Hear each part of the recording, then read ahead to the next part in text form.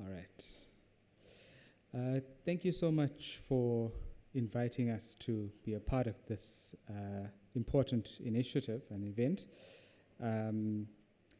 Just to begin with, just to give you a little bit of a background, my field of expertise is actually in biology. And you might be wondering, how on earth did I end up working for the South African National Council in the assistive technology space? Assistive technology has made a major impact on my life and my lived experience towards my pursuit towards higher levels of education and my ability to perform at extremely high levels in the professional sphere. And it was because of the impact that assistive technologies have had in my own personal journey that I've dedicated the majority of my life towards working for advocating for the uptake of assistive technologies in mainstream society as well as for persons with disabilities. I have not relinquished my interest in research as well. I conduct that in my spare time for fun, if you could believe that. So the next slide. So technology, I think this quotation actually is quite powerful. Technology has the power to include and exclude, and it's our role to ensure that we use it to serve as a bridge and not a barrier. And assistive technology has the power to allow us to reimagine accessibility, design with inclusivity at the forefront and not only as an afterthought, and to empower not only persons with disabilities, but all people with diverse needs.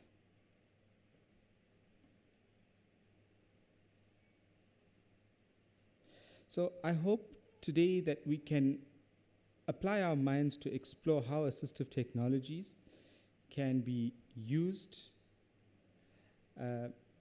not just as an afterthought, but as a fundamental part of the digital transformation in education.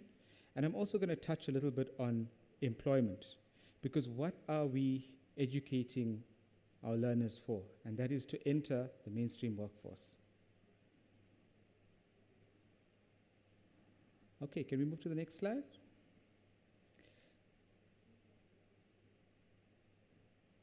Okay, assistive technologies refers to any device, system, or software that enhances the functional capabilities of persons with disabilities. That's in a very strict sense what assistive technologies refer to. However, times are changing. The era we live in is evolving. We live in a very very much a digital landscape nowadays. And you might find the application for assistive technologies is actually more widespread than just persons with disabilities.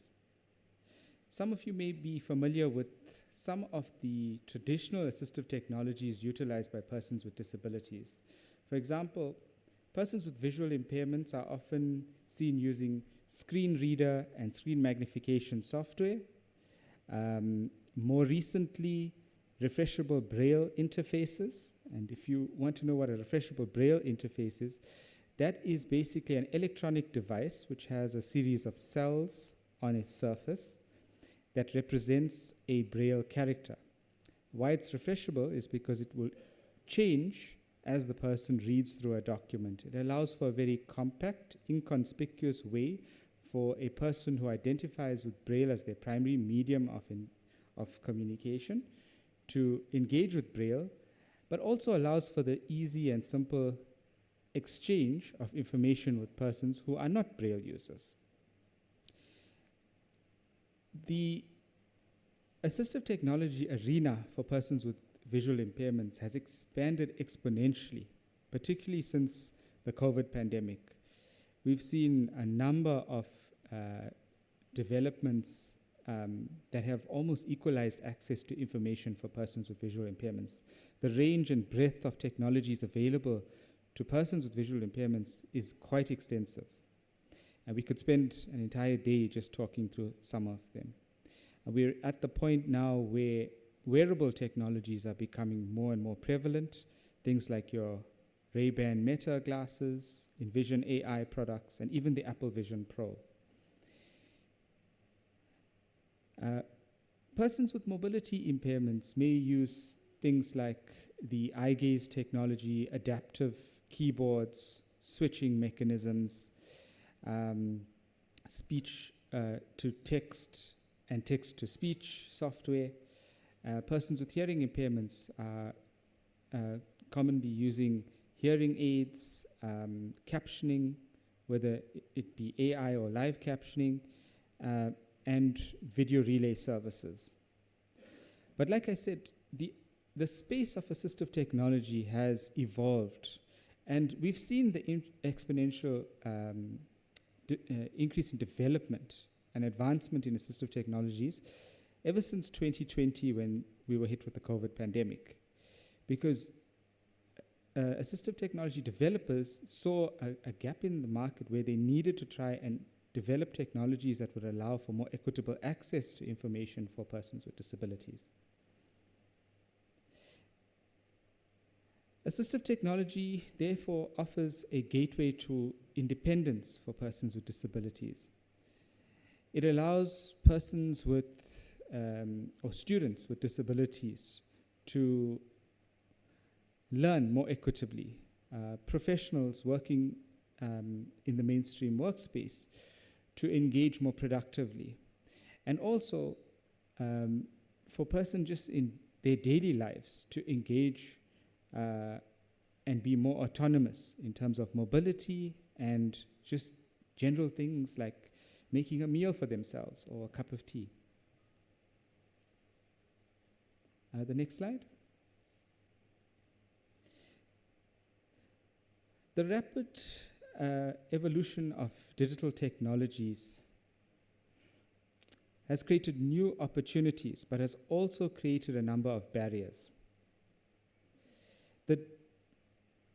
The digital divide is not only about access to technology, but it's also about being able to use it meaningfully. And I loved the last presentation, because often we talk about these advanced digital technologies that are out there for people to engage, for us to encourage inclusive education. But sometimes the simplest approach actually may be the best approach in order to develop a better understanding of problem solving, conceptualization. Particularly, I know in my field, we've worked extensively in developing low-cost tactile graphics to allow for the teaching of maths and science in the most rural, impoverished areas in Africa. I recently met a 14-year-old living in the northern regions of Zululand. And I asked him, "Are you going to school?" He says, "No, well, there's no school near me." So after engaging with him for a while, I realized he has quite a good understanding of mathematics. And when you actually dig deeper into how he's actually getting that, he actually sits with some community teachers that work with a group of learners with disabilities in their village. And she's using household objects and wax paper to teach them basic mathematical concepts. All of this forms part of what we talk about when we talk about the use of assistive technology. These are all assistive technologies. If we look at global statistics, there are approximately 1.3 billion people with disabilities on the globe. But this is also a very, it's also an underestimated value, because we don't really touch regions in the deep rural areas or where the census cannot be taken. In South Africa, approximately 5 to 7 million people with disabilities are made up of more than, 32% of them are visually impaired. Approximately 20% have hearing impairments, and 30% have physical impairments. But what is concerning is if we look at the number of these people who are actually accessing higher education. It's less than 1%. And even more concerning is that of the graduates with disabilities that leave our system, less than 0.01% are able to find meaningful employment. We celebrate when we see a person with a disability graduate with a PhD, but it is incredibly difficult for that person to find employment. And this stark reality tells us one thing: digital progress without consideration for accessibility leaves a lot of people behind. And if we can integrate assistive technology into our strategies from the outset, rather than looking at it as an add-on, it's too late to have a student come into our higher education system and then start to bombard them with all this different assistive technology that can equalize their access to information. It doesn't serve a purpose if there's no appropriate co-curricular program that runs alongside the main academic program as well. So we need to make sure that our strategies and our approaches are inclusive and consider assistive technology as part of that holistic approach. Next slide. So many students and professionals face a number of barriers, and predominantly it boils down to inaccessible learning management systems or platforms utilized in the workspace, limited accommodations in the assessment setting, which provides a very uneven playing field, and lack of institutional support in how to use assistive technologies effectively. So how do we address these challenges? We have to make sure that all digital content is WCAG compliant. That's the Web Content Accessibility Guide, which was developed by the Web Accessibility Initiative of the Worldwide Web Consortium. Now, there are 2 versions. I think we're on about the 3rd version of this guideline right now. It is part of the EU's Exchange of Electronic Information policy. It's part of the US policies when it comes to information and electronic platforms as a compliance mechanism, but it is very, very poorly implemented in Africa. And this calls for champions to actually rise up in our institutes of higher learning to actually advocate and promote the uptake of those guidelines. When I worked at UKZN as an information access officer, it was my role to make sure that I advocated and reviewed and tested their digital platforms to make sure that it was universally accessible. And it was a massive task to actually get web developers to accept that what they had designed was not designed appropriately. And I love the statement that was made by the previous speaker. Yes, when you are teaching coding, you've got to start at the beginning. And also, web developers, when they are developing platforms for not just persons with disabilities, but for everyone, they have to start at the beginning, at the first principle stage. You won't have issues of inaccessible web-based platforms if you follow the rules, the first principles of programming. And we worked tirelessly to ensure that those platforms that were used, especially during the COVID period, were accessible. AI tools, there's a huge buzz around AI at the moment. Higher education institutes are terrified of AI. We can't be. We have to identify that we are living in, we talk about the 4th industrial revolution, but the rest of the world is moving on to the 5th. And we need to accept that AI is here, it's here to stay, and learn to find a way to deal with it. Learning strategies and assessment strategies, developing adaptive teaching and learning material, adapting your assessments to be more relevant will have to incorporate some component of AI. And we need to have meaningful inclusion. It's no point in having strong implementation of our digital accessibility policies if it's not meaningful inclusion that we are promoting. If we remove some of these barriers or these blocks that prevent us from having a truly inclusive higher education space,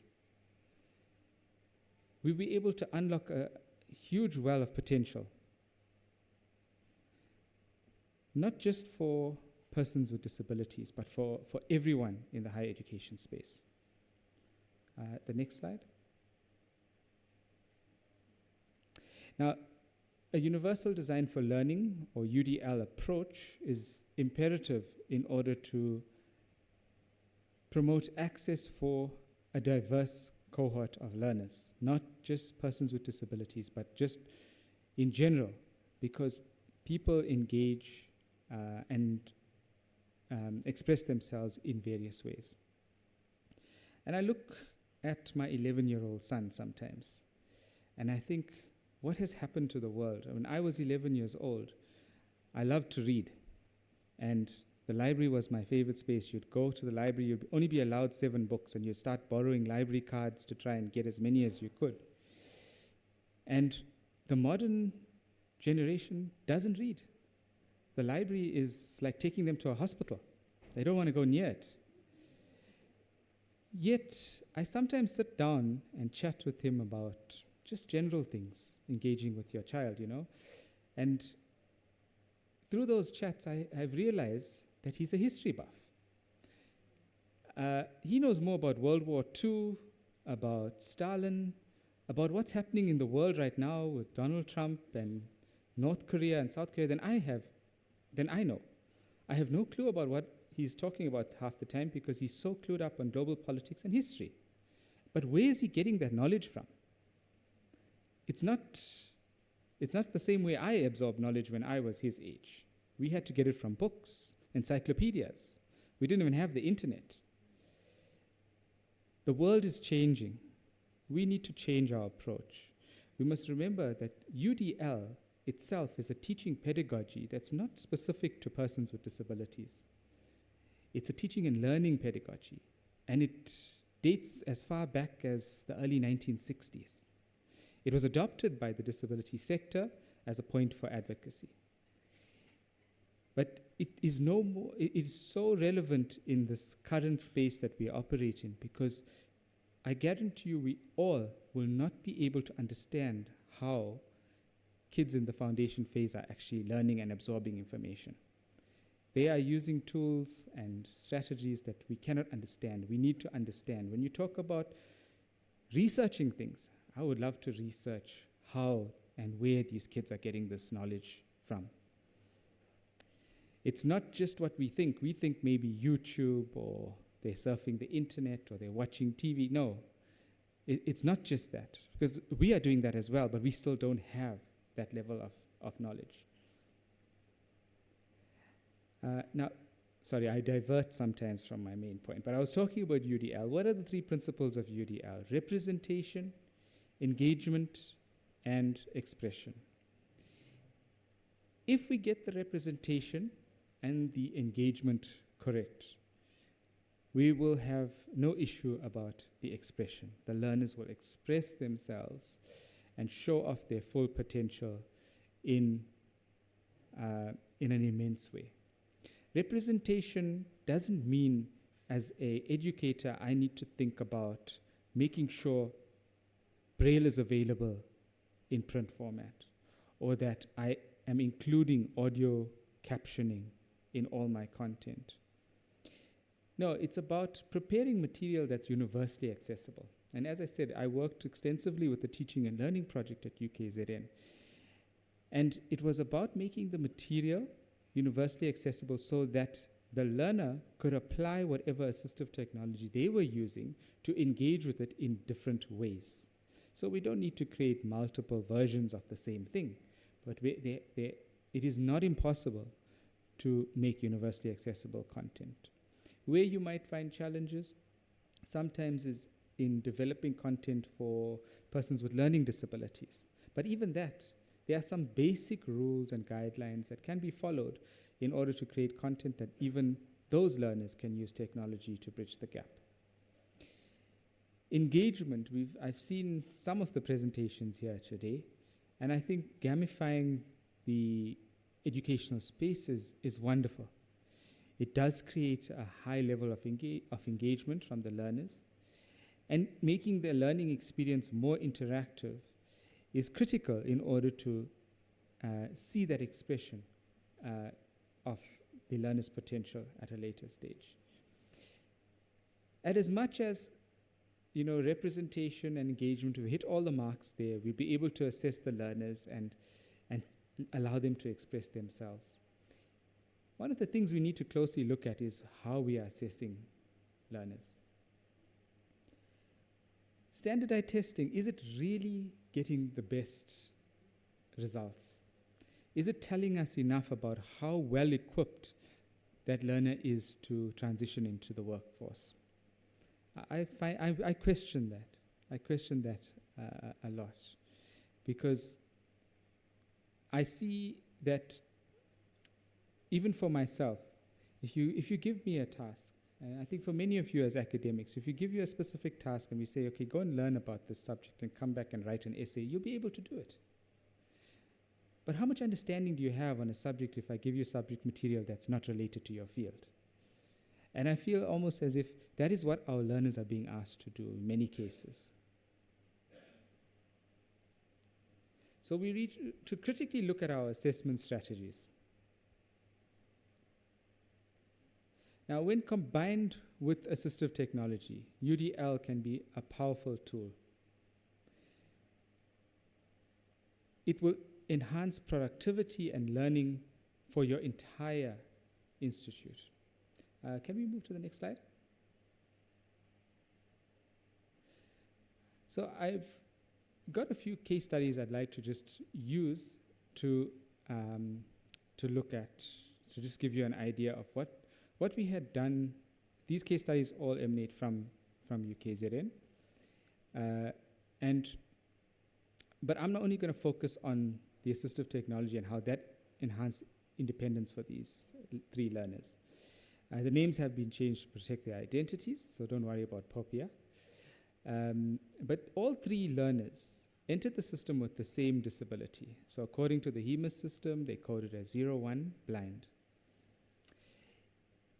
However, they had different ways in which they engaged due to their specific challenges they were experiencing, all emanating from the similar socioeconomic backgrounds, so there was, that wasn't an influencing factor.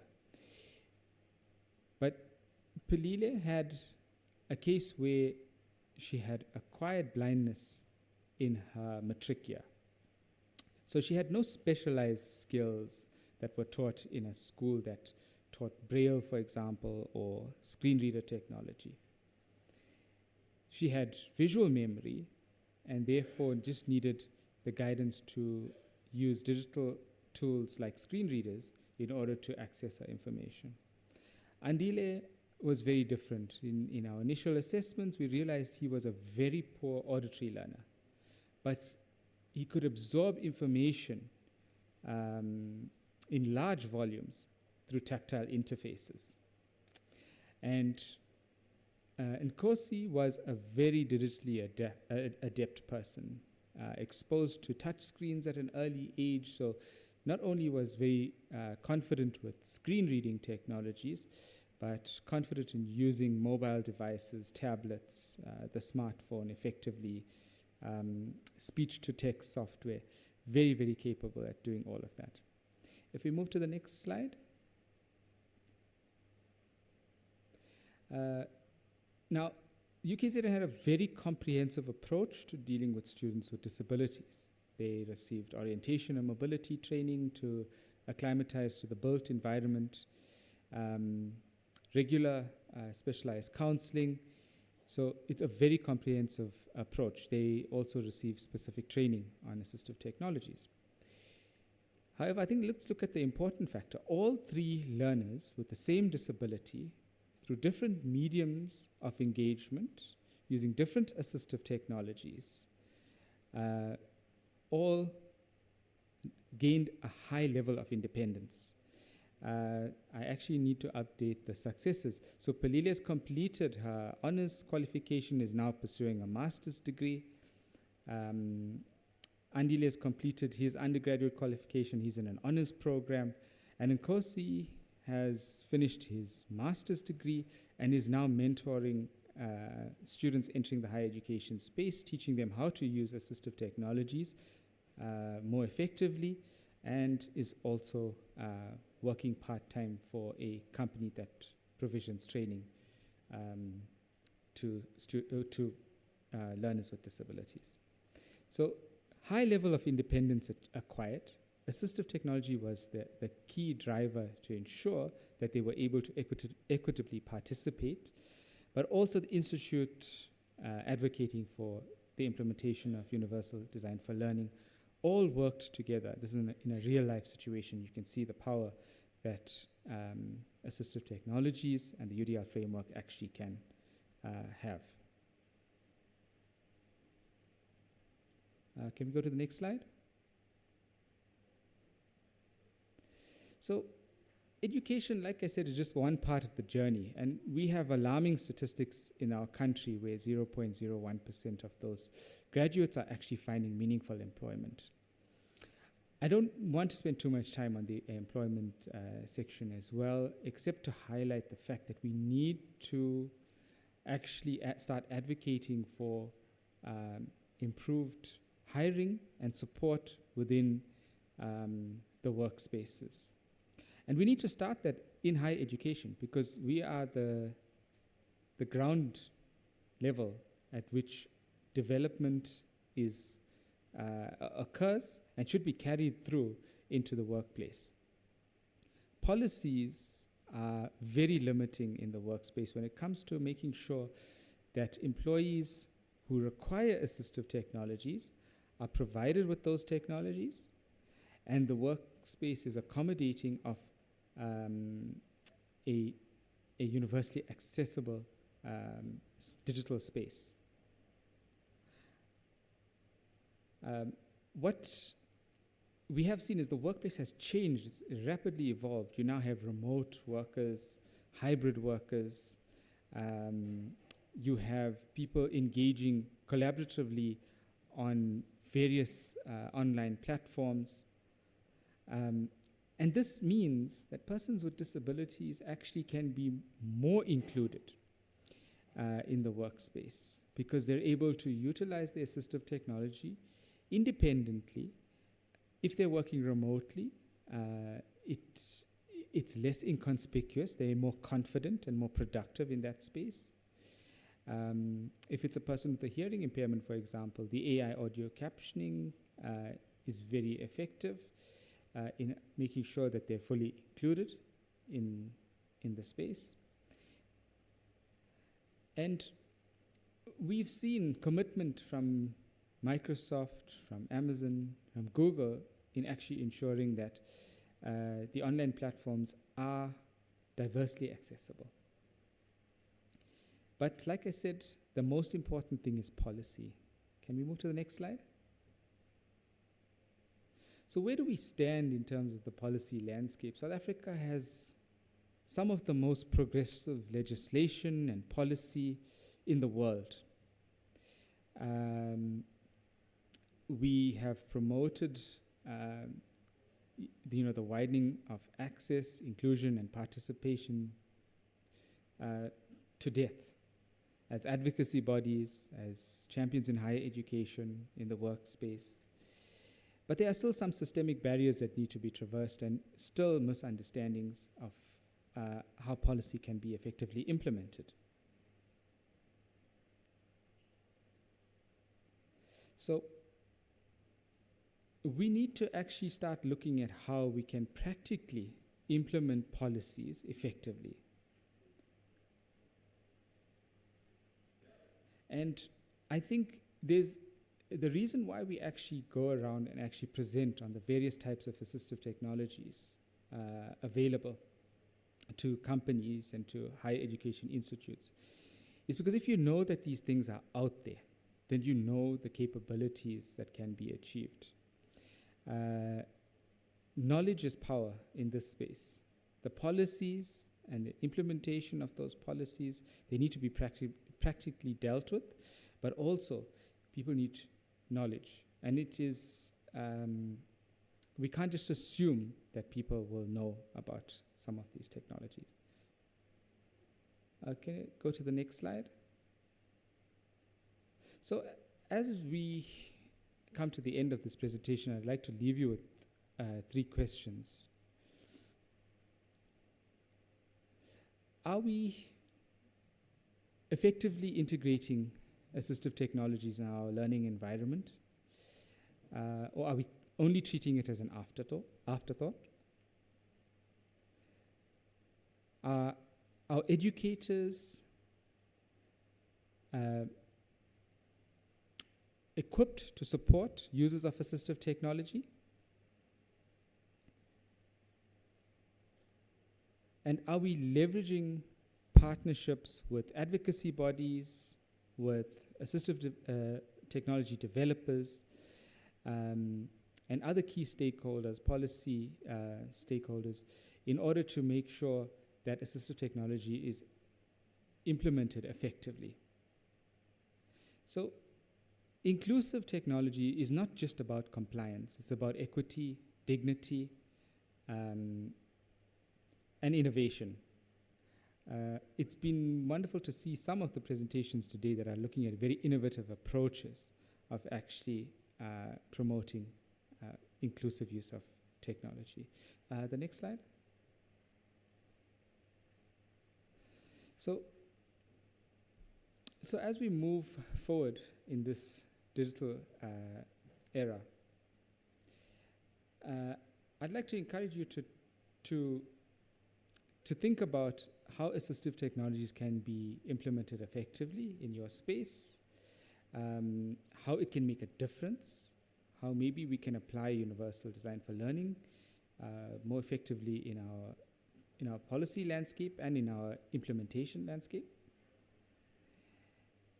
And encourage you to actually start thinking about assistive technologies not as an afterthought. I think if I leave you with one thought, just not to think of it as an afterthought, as a checkbox exercise or the last presentation of the day. I'm just joking. But as a fundamental, foundational, transformational concept or agenda that needs to be addressed. If you'd like to collaborate or engage further, I haven't had a chance to discuss in depth some of the advances in assistive technology today, but if you'd like to know more, you're more than welcome to contact me for anything. Thank you.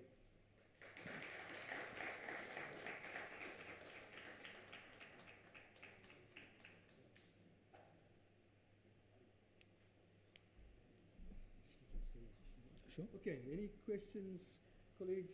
Any questions? No questions?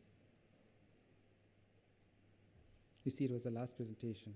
Yeah. Yeah. Everyone's waiting for the cocktails. Okay, we got one presentation of Prof. Kralin. Sure. Okay, can we get the mic there?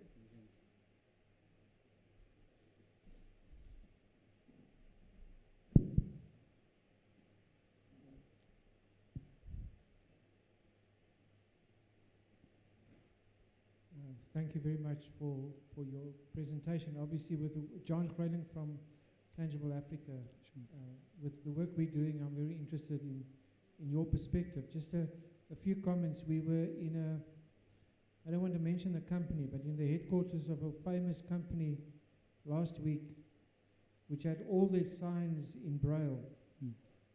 And the blind person with me pointed out within minutes that they were all wrong. And we approached the people from the building, and they said they received the files from America, onto which we had to explain, well, I don't know, but the guy had to explain to them, but Braille in America is different to Braille in South Africa. That was an eye-opener to me. Regarding your policies, obviously we're interested in the coding and robotics curriculum, and you might know Robin Fick from Bona Ubuntu in East Cape. And she's an activist for curriculum at schools that have very great policies, but are not implementable. Because the word she uses, it simply means that the blind child sits on the mat and does nothing. For example, the coding and robotics curriculum from grade 4 onwards uses Scratch, which does not have a version for the blind. So she's now on a drive to find a similar package to give to DOE so that the blind learners can also do the curriculum. She made a very good point last week in saying that, as you said, it's not just an afterthought. Sometimes the things that we put in society to address people with disabilities benefit society as well. And the most obvious one is ramps in shopping centers for people in wheelchairs. I'm now over 60. I use them when I come with my trolley. So it's an interesting thing, the afterthought and the actual advantage it brings to society. But thanks for a good presentation. Sure. Thank you so much for those comments. And yes, Braille, I work for the South African National Councils for the Blind, so I have to be careful what I say about Braille. But I got 2 points to say about the Braille. Yes, you're correct. There's different contractions of Braille. It's produced in South Africa predominantly in what we refer to as the UEB, which is the English or the UK standard for Braille. That's what's being taught in our schools, and our South African Braille users are more comfortable with than the Nemeth contraction, which is available in the United States. So there's subtle differences that make it different. But Braille as well, it's a challenge because less than 3.5% of persons who are blind actually use Braille. So it's a very small percentage, a very small group of Braille users. And part of why we see fewer and fewer users of Braille, one is obviously that there isn't enough Braille education happening in the special schooling sector. There aren't enough qualified teachers of Braille. But also, with people becoming exposed, or children becoming exposed to smart technologies at such a young age nowadays, kids want to use the screen reader more than they want to engage with Braille. They find it, a bit cumbersome. And unfortunately, when it comes to your project, the coding project, engagement, tactile engagement is so important for foundational learning.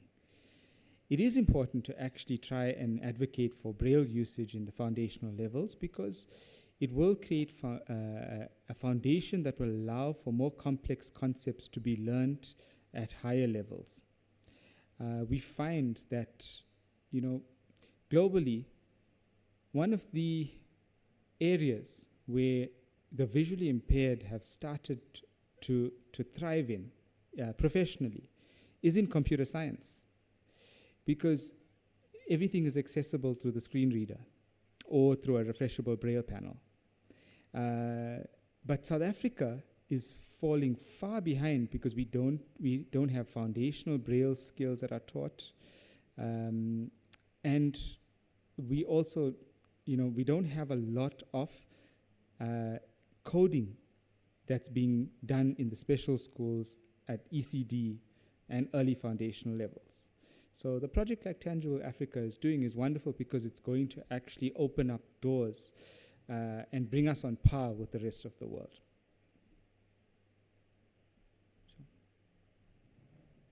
Just a very quick comment.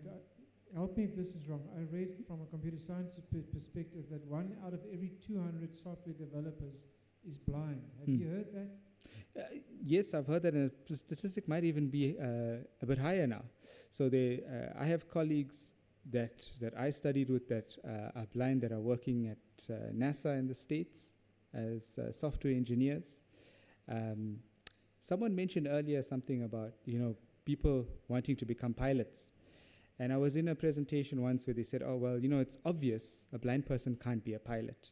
But there are pilot training programs for blind people in the US. There are qualified blind pilots. Because what do you do in that cockpit nowadays? You do nothing. The computer does everything.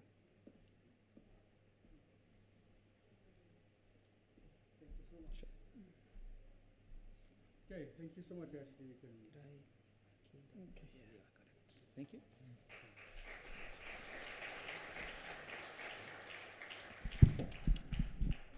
I think Ashley rounded up quite nicely for us in terms of the afterthought, especially when you start thinking of the digital